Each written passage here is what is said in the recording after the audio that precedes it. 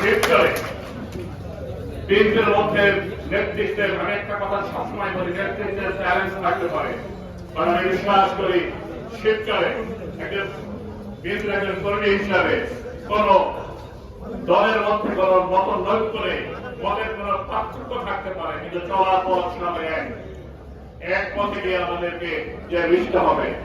কাজেই আগামী দিনে আমাদের মাননীয় অ্যাক্টিং চেয়ারম্যান তারেক রহমানের হাতকে শক্তিশালী করার লক্ষ্যে আমরা কাঁধে কাঁধ মিলে ঐক্যবদ্ধভাবে এগিয়ে যাব এবং আমাদের মাননীয় তারেক রহমান সাহেব সহ বিএনপির সেন্ট্রাল নেতৃবৃন্দকে শিবচরের বাসীর পক্ষ থেকে আগামী দিনে এই জায়গা থেকে আমরা সেই উপহার দিয়ে মাননীয় অ্যাক্টিং চেয়ারম্যান তাকে শক্তিশালী করবো ইনশাআল্লাহ। ধন্যবাদ সবাইকে। আসসালামু আলাইকুম।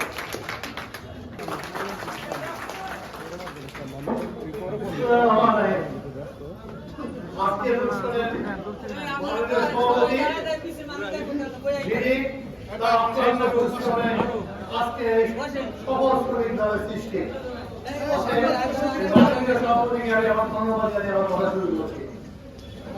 আমার সহযোদ্ধা বিগত দিনে যারা আমার সঙ্গে ছিলেন তাদের সবাইকে নাম বলে ছোট করার কোনো কারণই নাই।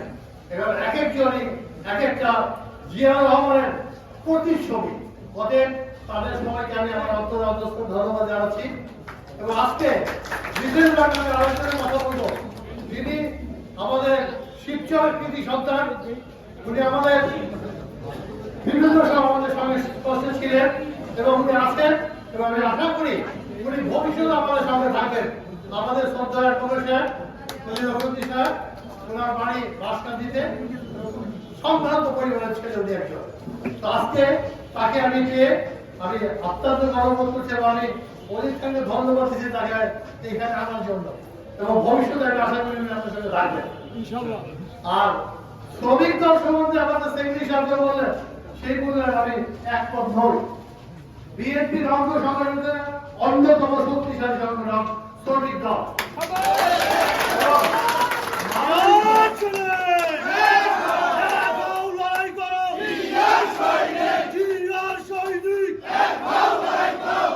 এবং মাদারীপুরে আমাদের শ্রমিক দলের সভাপতি এবং সেক্রেটারি সাহেবের অক্লান্ত পরিশ্রমে আমরা দেখেছি যত বাধা বিপত্তি আসুক শ্রমিক দলের সংখ্যা কখনো কমে নাই।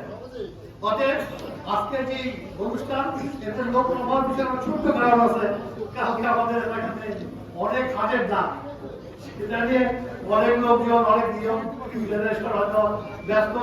তারপরে আজকে যে আয়োজন এই সভা আয়োজনের জন্য আমি ধন্যবাদ জানাচ্ছি। আমি আপনাদের সাথে আগেও ছিলাম, এখন আছি, ভবিষ্যতেও থাকবো। অতএব শুধু শ্রমিক দল কেন, যে কোনো দলের যে কোনো ব্যাপারে আমি পাশে থাকবো, এই অঙ্গীকার আমি ব্যক্ত করছি এখানে। আর আমাদের যে সভাপতি শিবচরে ও কিন্তু একাই আসছো, অপু যদি ঠিক থাকে তাহলে অন্য কারোর দরকার বলছে ওরাই অনেক মানুষের সাহায্য করতে পারবে।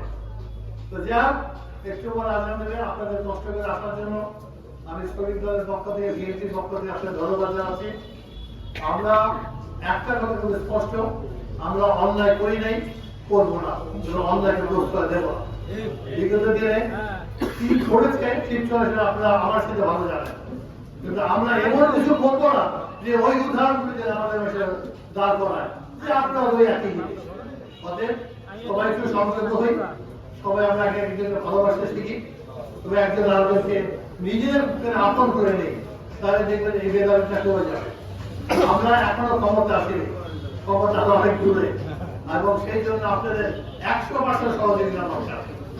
এবং সেদিন থেকে আমাদের কাছে জিজ্ঞেস করবেন যে বড় বড় কথা বলতে আমরা কি করবো, এখন আবার কিছু করার আমাদের কারণে কিছু করার ক্ষমতা নাই। আপনারা আমাদেরকে ভবিষ্যতে আমাদের বাচ্চাদের যাকে জয় করবেন, যাকেই করুন, আমার মনে হচ্ছে তখন তার কাছ থেকে আমরা অনেক কিছু আদায় করতে পারবো। এবং আমি আশা করি শ্রমিক দলের প্রত্যেকটা সদস্য অত্যন্ত ভালো থাকবেন এবং আপনাদের সবাই দীর্ঘ জীবন কামনা করছি আমি, যাতে আপনারা আরো সুফল দেখে যেতে পারেন বিএনপি।